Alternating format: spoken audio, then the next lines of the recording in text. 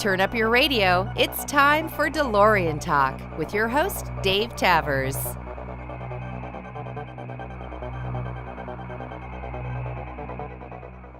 Hi, and thanks again for listening to DeLorean Talk. This is Dave Tavres. I am VIN 10515 from Southern California. Recently, just actually last week, was DeLorean Convention and Show 2018 at Pheasant Run Resort in St. Charles, Illinois. I went, as well as tons of other people. I think there were 57 to 60 DeLoreans there, and I don't know that I ever saw an actual number, but I think there was 200 plus people. This episode is a little different than the past episodes. I wanted to do kind of a DCS wrap up to talk about everybody's favorite things and what we saw and what stood out. So I invited 4 other people to join in. Today we've got Chris Miles from Fresno, California, Harley Droba from International Falls, Minnesota, Nate Gill from Bowling Green, Ohio, and Ryan Foster from Mebane, North Carolina. Hey guys, thanks for joining. As I said, feel free to jump in whenever. This is just an open conversation. So hi to everybody. Hello. Well, hello. Hello. This was my second DCS, and I'm wondering, actually, I'll direct questions to each one of you so that we don't step on everybody else. And when somebody's done, if you have another comment, just jump in. So this was my second DCS. I went 2 years ago, and it was fantastic. I don't think I'll ever miss a DCS.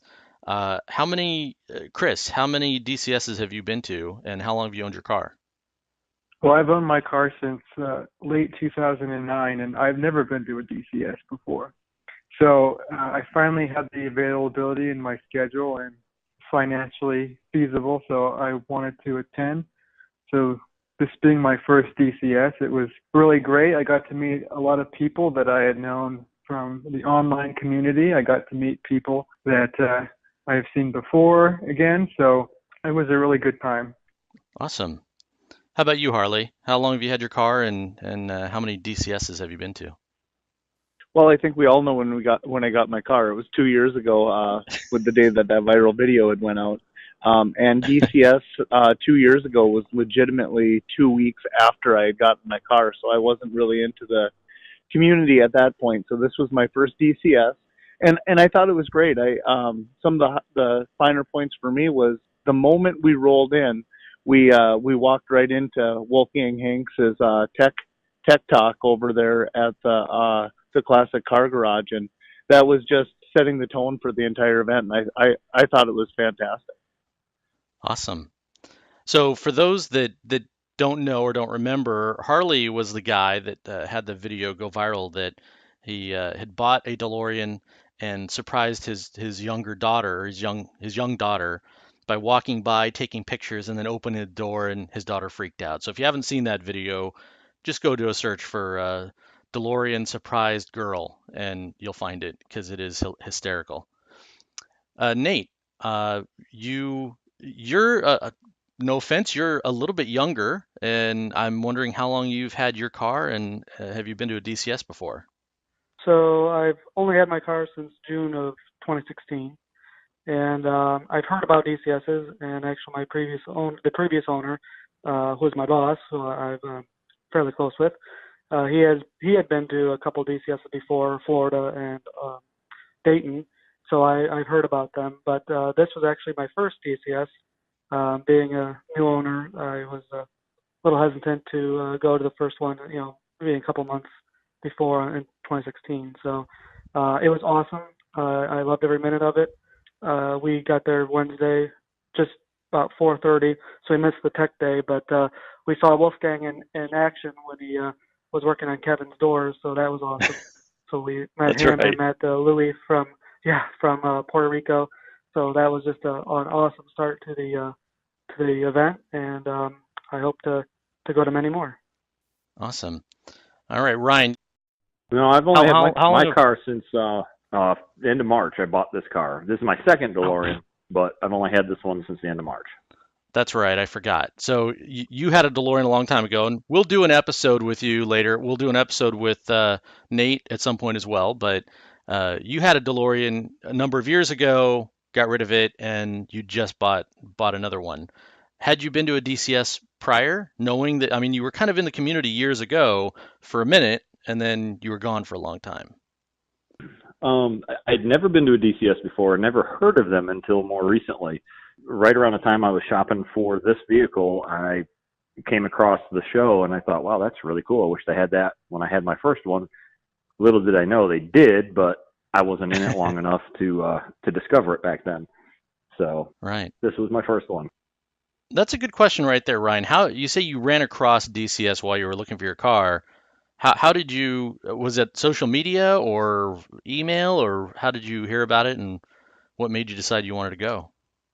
I found it on DMC Talk, and I came across it on there, and then I found the link to the website that they had up, and that's where I found out more information about it, where it was going to be at.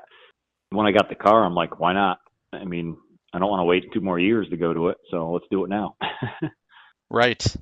For me, at least, because I'm such a geek about it, it just doesn't seem like there's enough DeLorean stuff, and 2 years is a while to wait.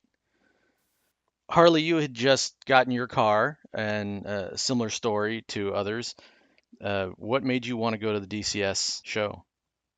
So I actually had a problem with my car in the spring, and I was unable to fix it myself. I had been working with DeLorean Houston, just trying to walk me through a couple of things, and we did so much stuff, and finally I just put my hands in the air and I said, I can't do it. So we trailered my car from International Falls down to Chicago, and I met the guys down at DeLorean Midwest, and they fixed my car up relatively quickly and no ease at all, which really frustrates an owner. But when we got down there, they talked to me, and they just asked me about DCS, and I had seen posts about it on social media on Facebook, and it was in the back of my mind, that would be a really nice thing to do. I'd really enjoy doing it. But timing is so critical for me in the summer, and I told them down there, I said, I'm going to do everything in my power to try to make it to this. And I actually did not sign up in their original days that they had, and then they extended it out 2 weeks, and that's when everything fit into place. So I had no intention of going 2 weeks before, but then they extended out that time period that you could get in to go to DCS. And for me, it's a car ride. It's not a plane trip. So it just worked in, and it was basically social media and DeLorean Midwest just kind of urging people to come down and see what's going on. Awesome. How long was the drive for you to DCS? 9.5 hours. It's a 600-mile drive for us. Ooh. And you did drive? Yes. Yep. So, we drove my car. And Nate, what is your drive? 7 hours? No, we're only about 4:45, roughly 4 hours and 45 minutes. It's only about just shy of 300 miles. And Ryan, yours was like 17 hours, right? It's 14 hours. 14 hours. Jeez. And you drove your car? Sure did. Chris and I were the wimps. We did not drive our cars. This is Harley again. We had a convoy from Minnesota that went, and I just went a day early, so I didn't catch up with them. But we had 3 cars from Minnesota, from the Minneapolis-St. Paul metro area, and we could have met up in Eau Claire and had 4 going together. But yeah, we had a pretty good convoy from Minnesota going.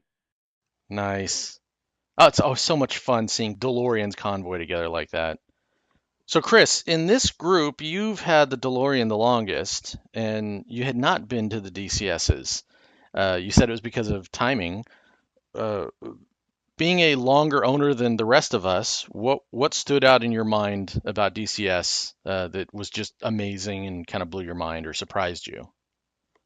I think just seeing all the cars finally in one place. I've never seen 50 DeLoreans at once before, so that was pretty cool. I usually see, 3 or 4 at a time, and sometimes, maybe 8. But I really enjoyed seeing all the cars, and I enjoyed seeing all the people, because it feels like I've known a lot of people in the community, but never actually got to meet them. And I really liked the guest speakers, especially Nick Sutton, coming all the way from England, talking about his involvement in the production of the car. I've read his book before, so it was really nice to kind of ask him some questions about it. And so I think a combination of the people, the guest speakers, the cars, it all kind of makes it a really neat event. And I'm just sorry that I hadn't gone before, but it seemed like I never able to convince myself to spend the money, and I did this time, and I'm really grateful that I did. Are you going to miss any other DCSs now? I wouldn't want to, but I'm not sure exactly what the next one's going to be. So hopefully they Sure. organize one in the next couple of years. Yeah. And I knew who Harley Droba was, but I didn't. I apologize, Harley. I didn't actually meet you at the show. Oh, So I sorry. guess we just didn't have a chance to cross paths. It does seem, well, this was only my second one, so I'm not an expert, but this one, for some reason, seemed shorter than the last 2 years ago. Like, 2 years ago, I was kind of awestruck as well and overwhelmed. And you guys know me a little bit. I'm not shy, but 2 years ago, I wasn't nearly as outgoing or talking to people because I just was brand new to the community by 6 months or something. So I just was overwhelmed. But this time wasn't the same. I love talking to people, and it just seemed like the time flew by. There was not enough time to get a chance to talk to everybody. I agree.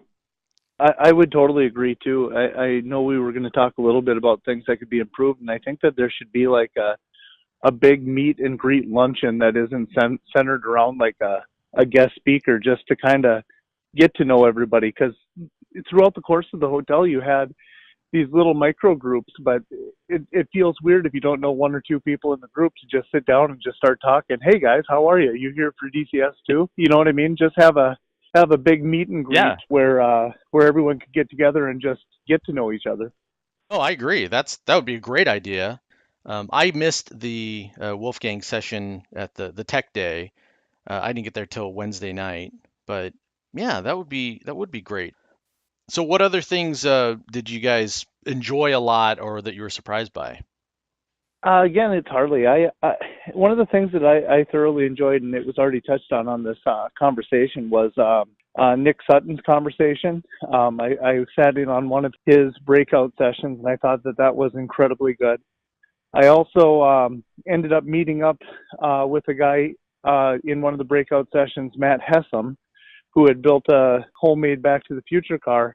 And him and I actually got along great. We did meet and talked quite a bit throughout the course of the weekend. I had a problem with my ball joints, and I was in the parking lot trying to fix some stuff. He got down there underneath the car and was trying to help me the best of his ability. I said, "No, you go spend time with your wife and family, guy." So it was, I liked the breakout sessions. I liked a lot of the classes that they had. Wolfgang was fantastic. The Matt Hessam class that I took was very good. Stephen Alexander from the drug trial, I thought he was very, very good. I think the classes that they had were great, and having Bob Gale there I thought was fantastic. This is Nate. Yeah. Yeah, I totally agree with the breakout sessions. I thought those were great. I thought that it was good that they tried to stagger them around so you could get to as many different ones as possible. But that was great. The only thing I could think of to maybe improve the breakout sessions is maybe to build in some buffer there, because some of them do go over, not intentionally or anything, but just because everybody's having a good time. And there's, sometimes there's somebody you really want to see afterwards. You want to see everybody, but it'd be nice if they had like a little bit of a buffer to, get to those new places, and if something goes over, they can, accommodate that. But other than that, everything was great. Nick Sutton's was awesome. Wolfgang's, everybody's was praising his, and that was awesome. So, yeah, I agree. Those sessions were great. Yeah, as a meeting organizer myself for a long time, that is always one of those problems of if you're trying to get a lot of stuff in and you schedule something from 12 to 1 and 1 to 2 and 2 to 3, just trying to get from one room to the other, get your connecting flight basically to another room leaves, zero time to get from one place to another. And then there's that one person in the room that asked a question and you want to shake hands, exchange cards, get to know them a little bit so you can catch them later. But I think that I think this is only Rich's second. This is only his second DCS because Ken Konslik did it for 20 years. So Rich doesn't have the experience that Ken does. But all in all, that's a lot of stuff to coordinate between the rooms and the food and the big center for all the cars and the tickets. Just there's a lot of work. But yeah, definitely having more space. Yeah. Yeah. I think he did great, and then I don't want to. That's not what meant to be a criticism or anything. It just if they were looking for improvement, that was my tip. But yeah, it was great. Agreed. It's funny, two of you have mentioned Nick Sutton, and same here. Love hearing him talk. He's such a nice guy, has so many great stories. Ryan, who did you go listen to? Who was your favorite speaker? Unfortunately, I didn't get to see as many speakers as I was hoping to, but we did get to see Wolfgang do his presentation on Pilot 21, which is pretty interesting, and Nick Sutton actually got up and spoke with him about that. So there was some good information on that. And then, of course, we were at the Tech Day, and that was probably one of the things I was looking forward to the most. Being new to owning a DeLorean, it was kind of interesting to be able to kind of look underneath the cars and see what he was pointing out was, hey, you need to do this or you need to do that. And my car in particular, he was saying everything looked really good, except I need to go and change my CV joint grease because everything's original. He said, because that's old grease. You need to take them out, repack them. I was like, okay, no problem. And I had to replace some bushings in the back suspension. But other than that, it was nice peace of mind knowing that, okay, I don't have to worry about it now that I got another 800-mile drive to get home.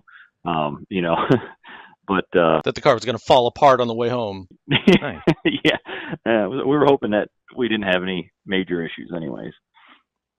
So Ryan, you before you left, you were commenting, or actually, as you guys got there, I think you said that the car started running rough, and you bought some new plug wires. Yeah, the second day we were there, my dad and I took a drive down to Dunkin' Donuts, and I noticed that the car was hesitating upon acceleration. It would idle fine, and if you were cruising at 60, 70 miles an hour, it was just fine. Anytime you hit that throttle, it would buck and snort and hesitate. And I thought, man, that's weird. It's never done that before. I actually saw Wolfgang in the hotel, and I was picking his brain a little bit, and he goes, it sounds like it might be an ignition problem. So I said, well, I'm here. They got parts. So I went and bought a set of plug wires and started to change them, not realizing that the distributor was up underneath the intake manifold. That was quite an adventure. So I changed a few of them, but that I didn't get them all done at the show, and that didn't fix the problem. So I bought a set of plugs while I was there too. And when I got home, we ended up driving the car home with the hesitation, which still didn't really hurt the gas mileage by any means. It was just hard to accelerate on the highway. Got home and found one of the spark plug in cylinder one, the electrode had broke off the spark plug, which thought that was kind of strange. Yeah, the picture of that plug is shocking. You guys all know, if you make a little crook in your finger, that's what the end of the spark plug looks like. Basically, after the bend, the end of the spark plug was gone. So the Wolfgang nailed it, right? Ignition problem. So one of your 6 cylinders was missing, and that's where the hesitation came from. Another thing that I found out after messing around with it a little later is, those Bosch spark plugs, they have a thread-on nipple at the top of the spark plug that you have to have for the plug wire to hang on to it on this vehicle. And that particular plug, it was pretty much stripped off. It was there, but it didn't hold on to the plug at all. So there was probably more than just that causing that missing issue. Wow. Well, glad you got home okay, and glad that you found that problem. It was, I say, that easy. I mean, it could have been a lot worse. Having a broken spark plug is fairly fixable. Oh yeah. Harley, I interrupted you. No, I was just going to follow up on the previous speaker about Wolfgang. He had walked through my vehicle too, and I don't know about you guys, but I'm neurotic. I try not to be, but I'll be driving and everything is just fine, and I'll hear one little sound, and all of a sudden I shut off the stereo and I'm listening.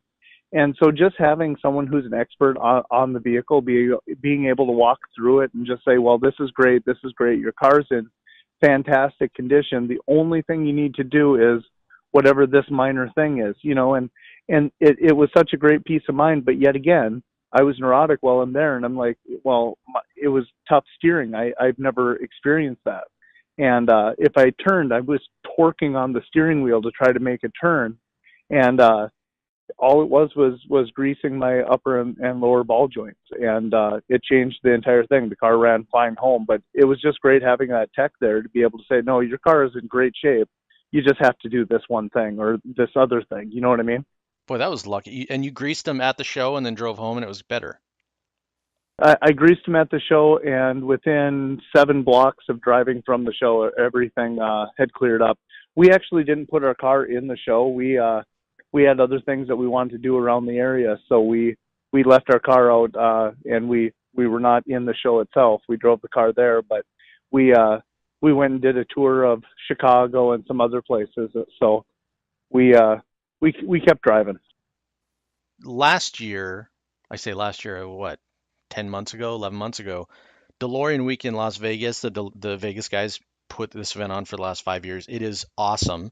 And last year, Rob Grady from PJ Grady came all the way from, New York area, and the Brandies who host the DeLorean Week in Las Vegas have a lift in one of their garages. So Rob was doing checkouts on cars and same thing like you guys. I mean, I have DMC California 15 minutes away and they've done tons of stuff to my car, but while I grew up working on cars, I'm not an expert.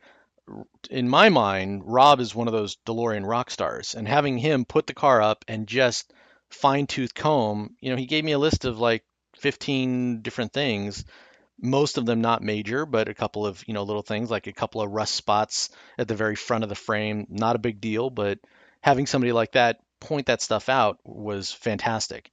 Like I said, I didn't bring my car to DCS, but it sounds like everybody has that kind of desire to have a real expert take a look at the cars at these events. I actually think that that's hands down the best part of it. I mean, if you can bring your car and you can get that peace of mind, I mean, even if it's false, because even if you get a clean bill of health at the doctor, you can still have a problem the next day. But it's Right. such a great peace of mind just to have someone tell you, no, you're doing a good job. You just look at these couple things. I think that is actually key of the DCS show, is being able to have an expert there to set some people that are new owners or even long-term owners that just don't know all the nooks and crannies of the car, to say, no, you're doing a great job and you need to do these 3 things. I don't think that they had a tech day 2 years ago in Springfield. Obviously, I didn't drive my car then either, but yeah, it seems like that could be. Of course, then it comes down to there are people I know up in the Pacific Northwest DeLorean Club, they do 4 tech days a year, and they've got another rock star, Toby Peterson, who knows the cars, and they get 15 to 20 cars coming out to their tech days. And most of the time, people are cool. They'll come up, they'll have Toby look at something, and he gives a feedback, and then they'll bring it into the shop later. Every now and then, I've heard that there are the people that want Toby to replace the engine on a tech day, not literally, but do a ton of work. But yeah, just having somebody do a checkout, that's awesome. So Chris, did you have any thoughts on something that could be done better at a future DCS? Yeah, I was thinking about it, and I was really kind of disappointed that we only had one real day in the Mega Center with the cars, and it was only for 2/3 of the day or something like that. It just seemed like that went by really quick, and it feels like I didn't have enough time to look closely at every car. I think I've overlooked a few of them, but I thought that for DCS, about DeLorean Car Show, the cars were almost, it felt like secondary, and we were more kind of interacting with people and going to the breakout sessions, which is fine, but it just seemed like I was missing the cars. The tech day was really cool because we did get to spend all day with the cars, looking at them and talking to people. So that was really cool. Since you didn't get to go to that, I think maybe in the future you include it in your plans. Go do it. Because Right. it was really good. You, Chris, are quite the tech guy when it comes to the car. You get 2 of them, and you've done a crazy amount of work by yourself without having a DMC nearby or even other mechanics that know the car. So I can definitely see why you'd enjoy that. For the show, I agree as well. I think it was 9 a.m. to 5 p.m. and they closed the Mega Center at 5 o'clock. 2 years ago at DCS, the cars were accessible for all 3 days. And I agree. I loved 2 years ago. I loved being able to walk around, look at all the cars up close, and I didn't feel rushed. I didn't realize that I would be rushed this year. I was surprised they didn't put the cars in on Thursday or Friday. it wasn't until late Friday night and early Saturday morning they moved all the cars in, and then boom, the show's over basically. For me, it wasn't a big deal because I drive my car and sometimes I leave it out at night. It's still my favorite toy I've ever had, but I use mine more as a car than I do as a show. So it wasn't a big deal for me to be in the Mega Center, but my fellow Minnesota DeLorean members were very frustrated. Andy Strano originally from Las Vegas, who's now living in Minneapolis, he's got a time machine, and he ended up having water damage because it stayed out. We had those two big rains the first two days of DCS at night, and he had nowhere to put his car. He was under the impression, as were most people, that on Wednesday or Thursday the cars were going to go in the Mega Center so that they wouldn't be exposed to vandalism or bad weather or whatever. And I know that there was a lot of frustration from a handful of the Minnesota guys over that. Time machines are a different thing because they've got all kinds of holes and they've got other issues. So I could see how that could be frustrating. That was the thing that I really like about having the cars inside, is to go look at all the amazing, cool things that people have done. There was one couple that they built custom luggage that filled the entire compartment of the front of the DeLorean and perfectly fit on the parcel shelf behind their heads. It was beautiful. Did you guys see that? I don't think I that saw one. it. Nobody else saw that. Yeah, it was pretty cool. Any other cars that stood out to any of you guys that you enjoyed? This is Nate. I remember, I don't remember where it was from, but there was one that they did a custom red interior on it. I thought that was pretty cool. Just something different that don't normally see. Yeah, the bright red, right?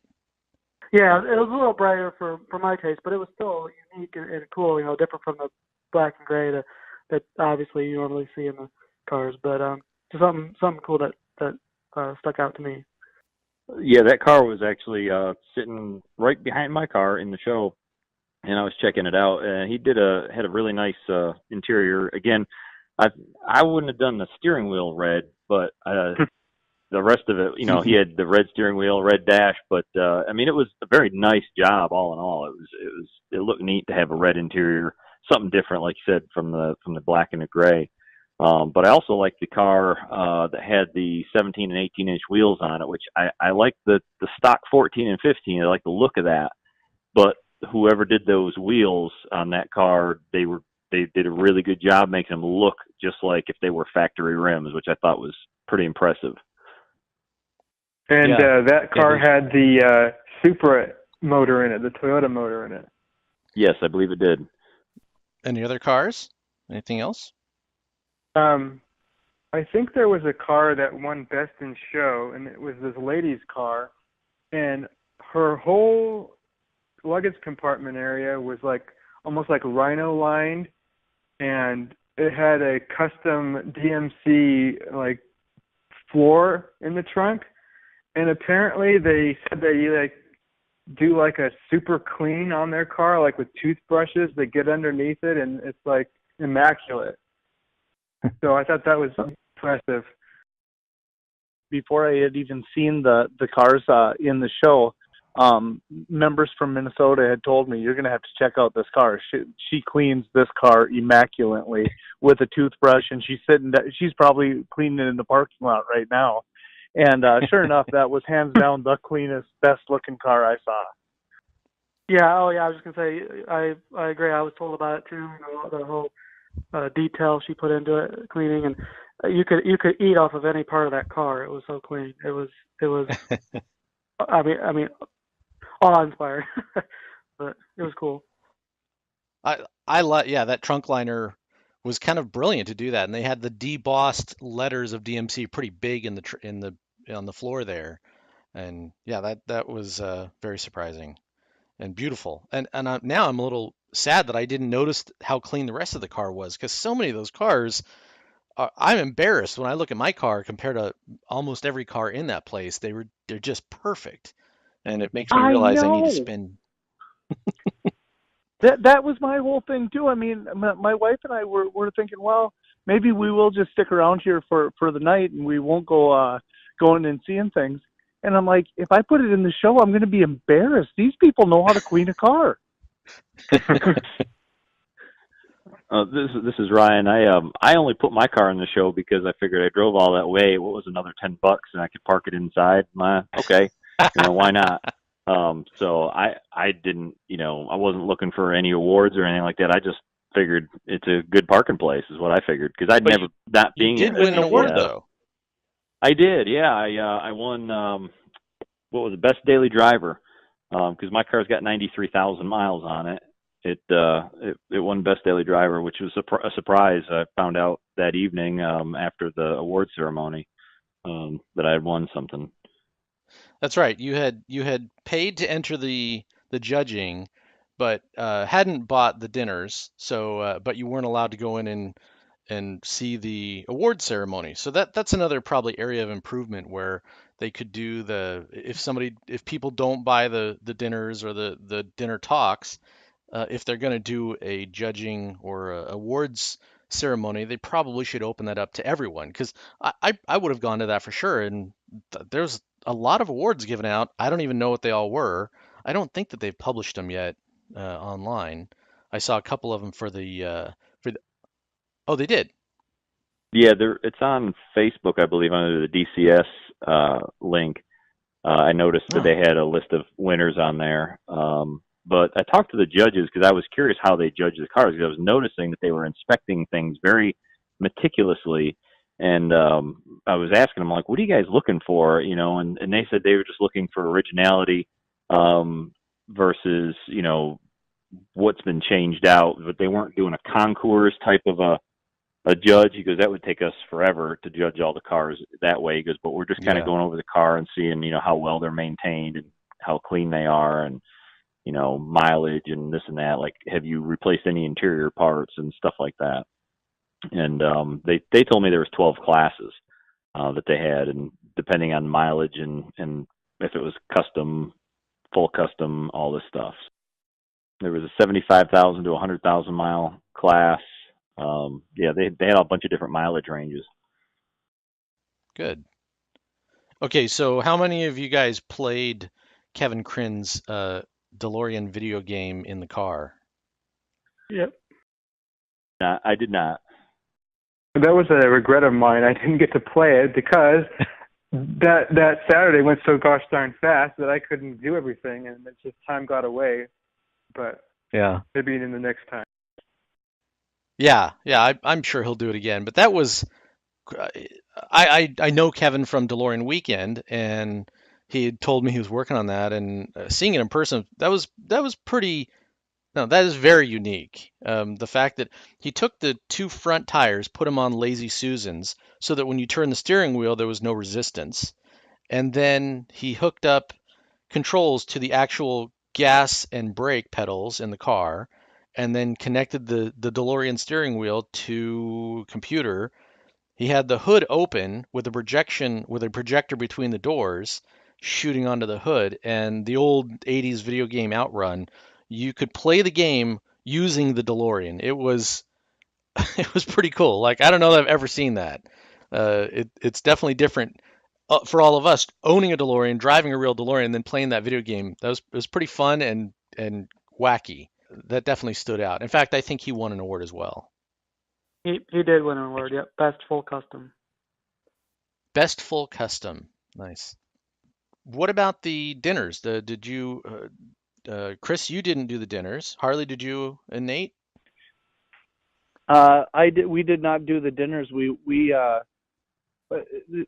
was kind of a weird bone of contention with us because when we had bought our tickets, obviously paying the amount of money for food wasn't a big deal, but we were under the impression that you were paying for the dinner, not paying for the presentation.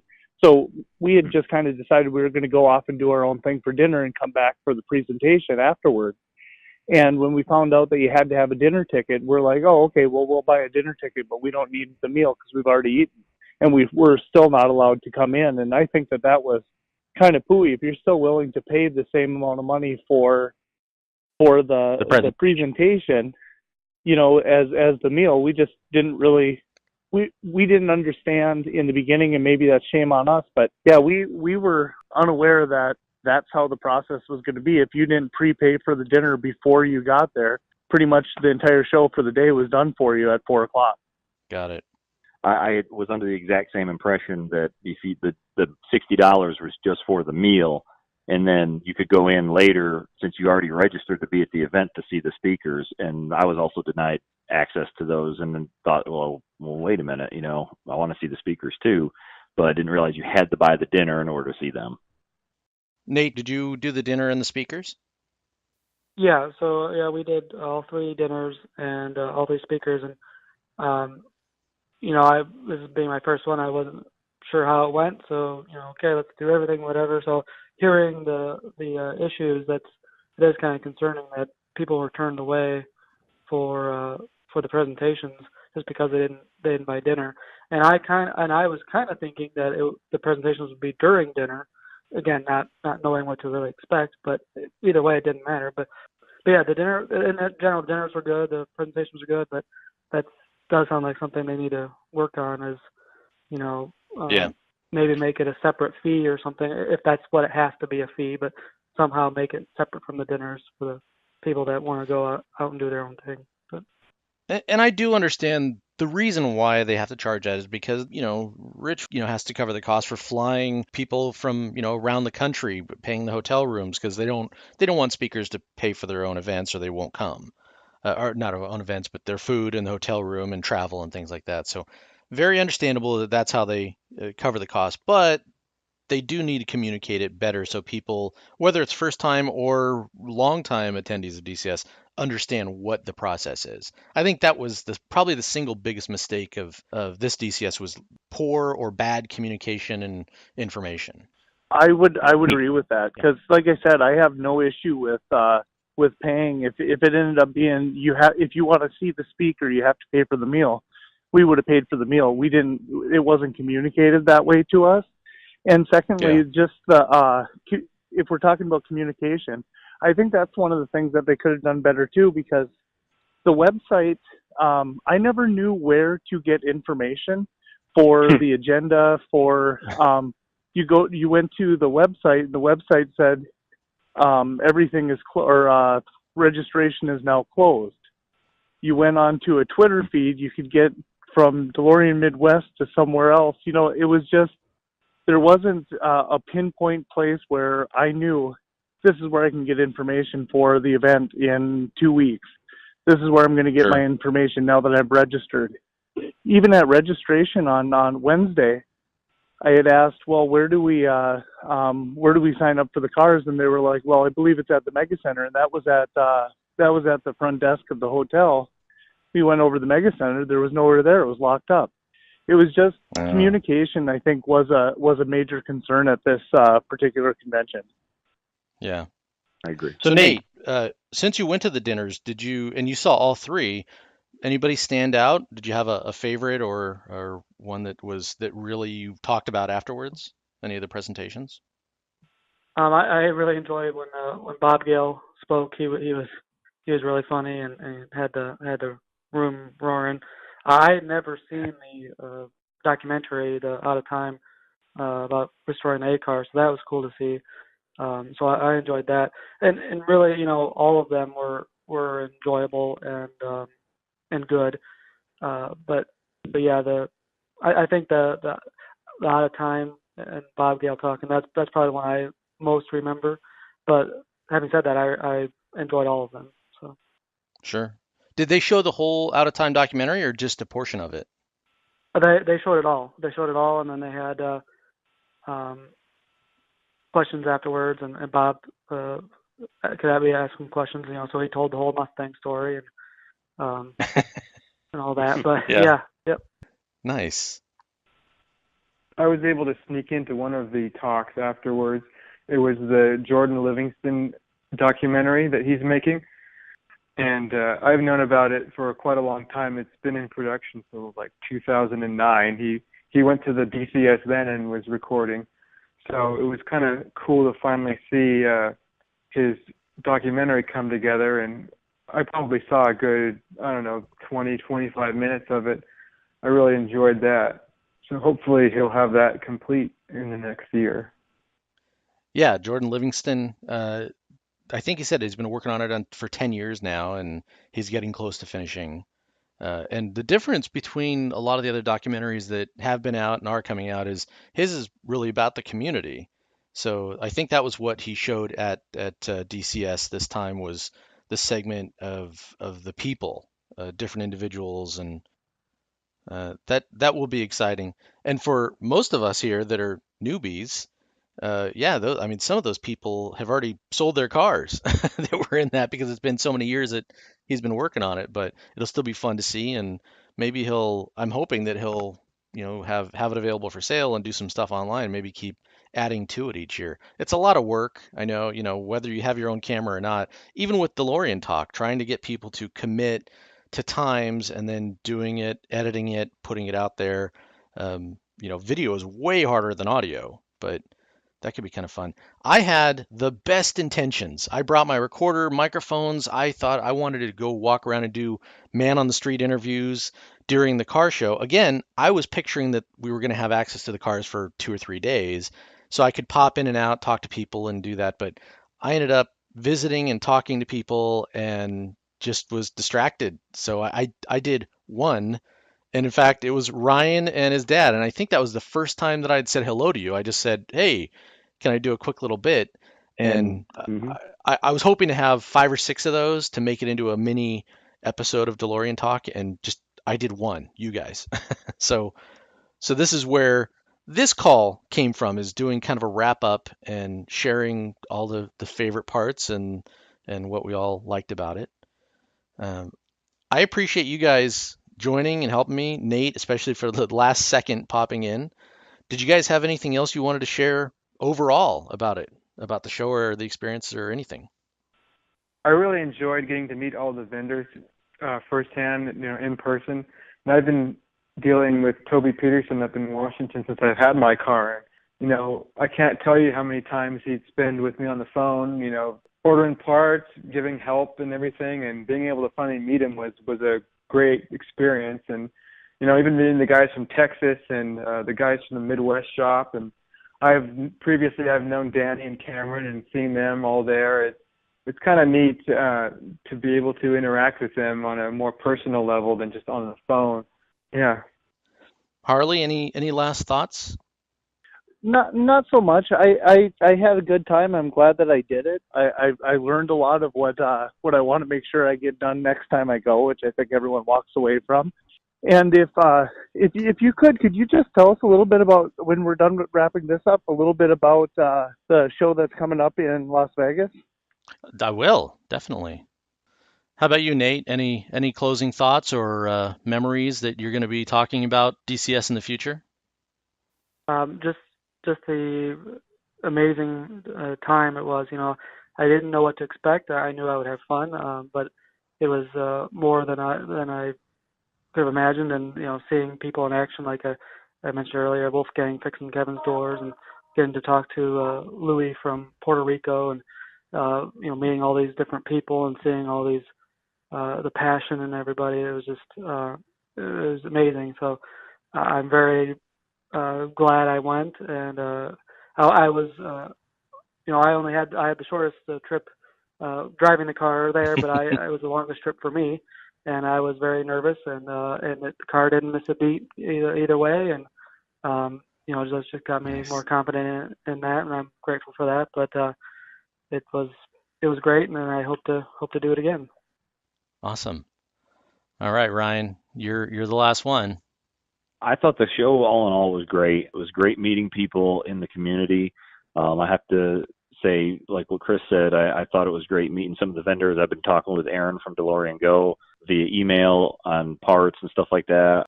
I've met Steven and some of his crew from DMC Houston when I brought my car back from Arizona.